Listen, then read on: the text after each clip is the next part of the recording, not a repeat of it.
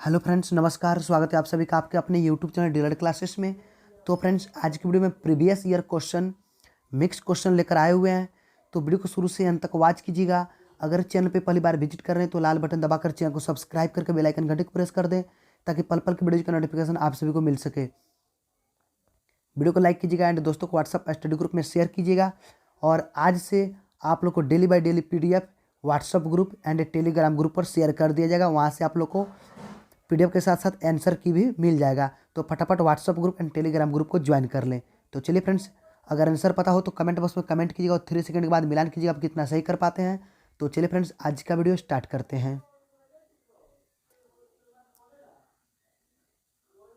तो फ्रेंड्स, आज का पहला प्रश्न है, मेरा छोटा भाई अमर दिल्ली जा रहा है। इस वाक्य में कौन सा पद बंद है? ये क्वेश्चन आप लोग को 2022 में क्वेश्चन पूछा जा चुका है इंट्रेंस एग्जाम में।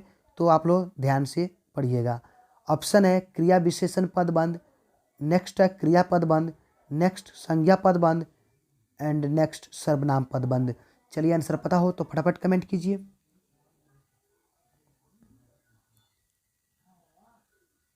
तो फ्रेंड्स, इसका बिल्कुल सही जवाब ऑप्शन सी, संज्ञा पद बंद। मेरा छोटा भाई अमर दिल्ली जा रहा है, इस वाक्य में संज्ञा पद बंद है। और इसमें मैं आपसे बता दूं कि मेरा छोटा भाई अमर, यही जो है इतना शब्द जो है ये संज्ञा पद बंद है। राइट आंसर ऑप्शन सी हो जाएगा। चलिए नेक्स्ट क्वेश्चन पे चलते हैं। छंद शब्द संस्कृत के किस धातु से बना हुआ है? छिद्दी, छद, छन या छम? चलिए, आंसर पता हो तो फटाफट कमेंट कीजिए।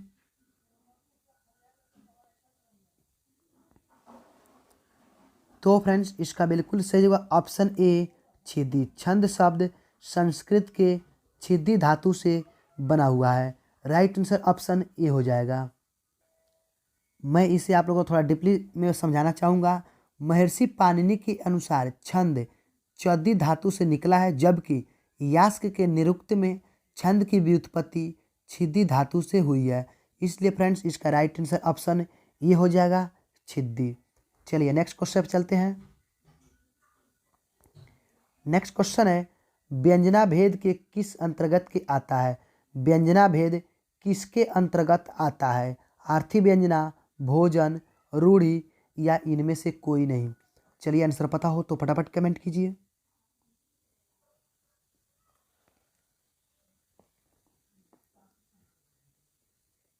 तो फ्रेंड्स, इसका बिल्कुल सही जवाब ऑप्शन ए, आर्थी व्यंजना। व्यंजना भेद आर्थी व्यंजना के अंतर्गत आता है। व्यंजना यानी शब्द शक्ति के दो भेद होते हैं। पहला शाब्दिक व्यंजना और दूसरा आर्थी व्यंजना। अतः यहाँ आर्थी व्यंजना व्यंजना भेद के अंतर्गत आता है। राइट आंसर ऑप्शन ए हो जाएगा। चलिए नेक्स्ट क्वेश्चन पे चलते हैं। नेक्स्ट क्वेश्चन है, रहीमन पानी राखिए, बिन पानी सब सून, पानी गए न उबरे, मोती मानस चून। इस काव्य में शब्द शक्ति क्या है? ऑप्शन आपका है अभिधा, लक्षणा, ए और बी दोनों या व्यंजना। चलिए, आंसर पता हो तो फटाफट कमेंट कीजिए। तो फ्रेंड्स, इसका बिल्कुल सही जगह ऑप्शन डी, व्यंजना। रहीमन पानी राखिए, बिन पानी सब सून, पानी गए न उबरे, मोती मानस चून।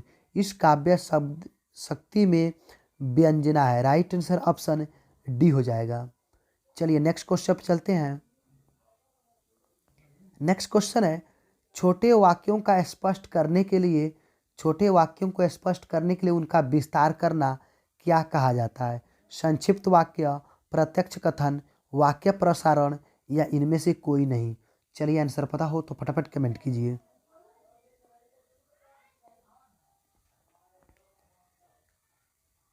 तो फ्रेंड्स, इसका बिल्कुल सही जगह ऑप्शन सी, वाक्य प्रसारण। छोटे वाक्यों को स्पष्ट करने के लिए उनका विस्तार रूप बतलाना यानी विस्तार करना वाक्य प्रसारण कहलाता है। राइट आंसर ऑप्शन सी हो जाएगा। चलिए नेक्स्ट क्वेश्चन,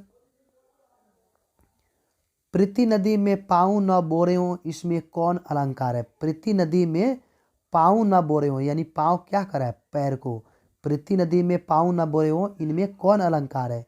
यमक, रूपक, उत्प्रेक्षा या उपमा? चलिए आंसर पता हो तो फटाफट कमेंट कीजिए।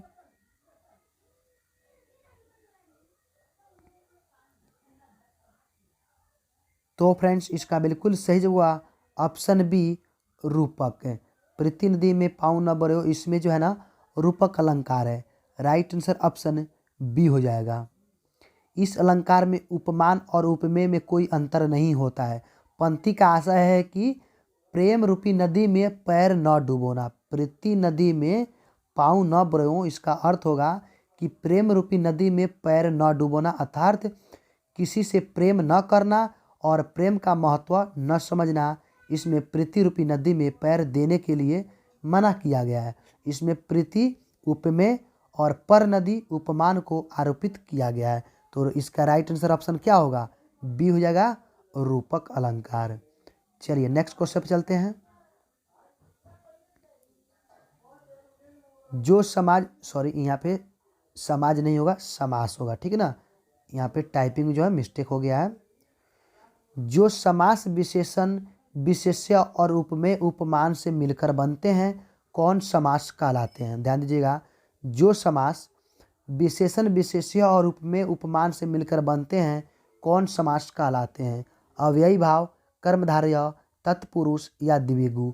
चलिए आंसर पता हो तो फटाफट कमेंट कीजिए।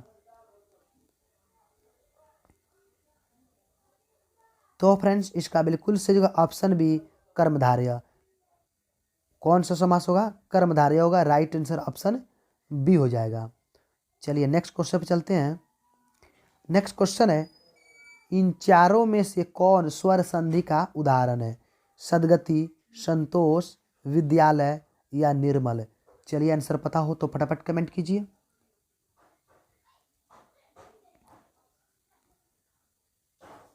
तो फ्रेंड्स इसका बिल्कुल सही होगा ऑप्शन सी विद्यालय।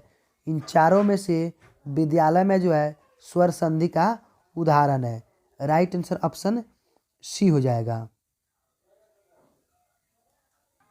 इसे मैं थोड़ा डीपली में बताना चाहूँगा। दो स्वरों के मेल से, ठीक ना, ध्यान दीजिएगा, दो स्वरों के मेल से जो संधि या वर्ण परिवर्तन होता है उसे स्वर संधि कहते हैं।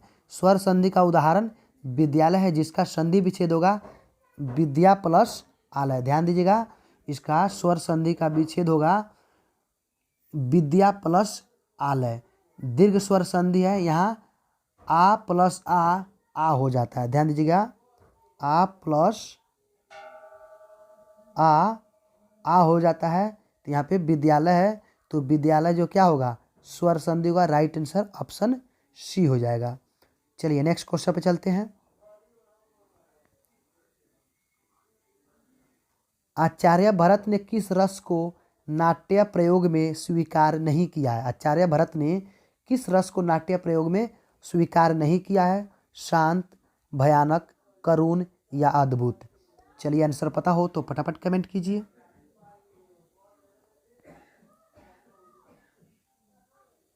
तो फ्रेंड्स इसका बिल्कुल सही जवाब ऑप्शन ए शांत। आचार्य भरत ने शांत रस को नाट्य प्रयोग में स्वीकार नहीं किया है। राइट आंसर ऑप्शन ए हो जाएगा। चलिए नेक्स्ट क्वेश्चन पे चलते हैं।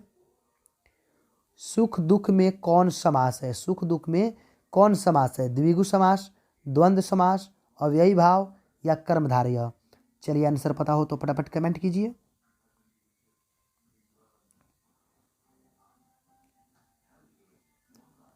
तो फ्रेंड्स इसका बिल्कुल सही जगह ऑप्शन बी द्वंद्व समास। सुख दुख में द्वंद्व समास है। राइट आंसर ऑप्शन बी हो जाएगा।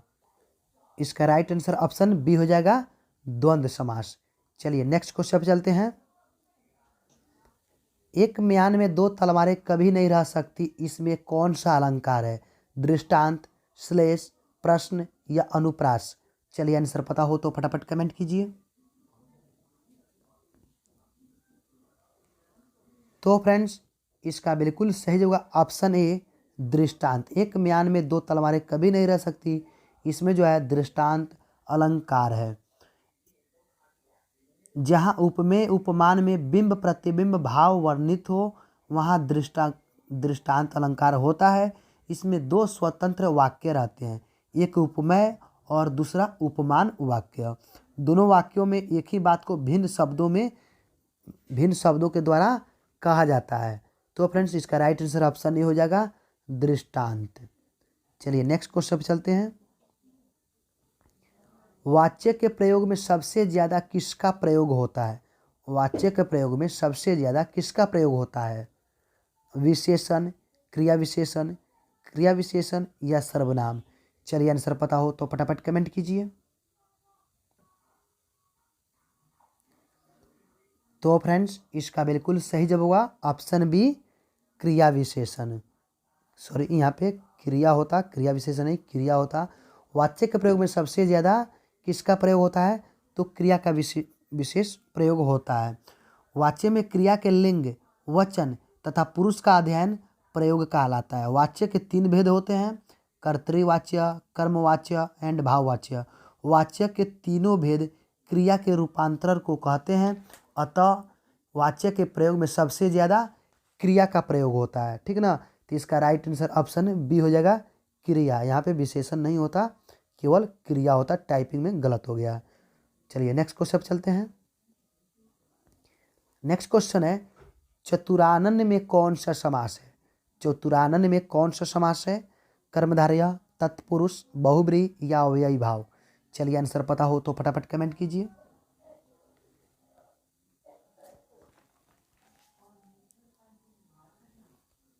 तो फ्रेंड्स इसका बिल्कुल सही जगह ऑप्शन सी बहुब्रीहि। चतुरानन में बहुब्रीहि समास है। राइट आंसर ऑप्शन सी हो जाएगा। चलिए नेक्स्ट क्वेश्चन पे चलते हैं। नेक्स्ट क्वेश्चन है आजकल कहाँ गए थे किस वाक्य का उदाहरण है? निषेधवाचक, इच्छावाचक वाक्य, प्रश्नवाचक वाक्य या संकेतवाचक वाक्य? चलिए आंसर पता हो तो फटाफट कमेंट कीजिए। तो फ्रेंड्स इसका बिल्कुल सही जगह ऑप्शन सी प्रश्नवाचक वाक्य। आजकल कहाँ गए थे, इस वाक्य में जो है प्रश्नवाचक वाक्य का प्रयोग किया गया है। राइट आंसर ऑप्शन सी हो जाएगा। नेक्स्ट क्वेश्चन है किस अलंकार के यहाँ पे में होना चाहिए, ठीक? किस अलंकार में समान धर्म का होना अनिवार्य है? किस अलंकार में समान धर्म का होना अनिवार्य है?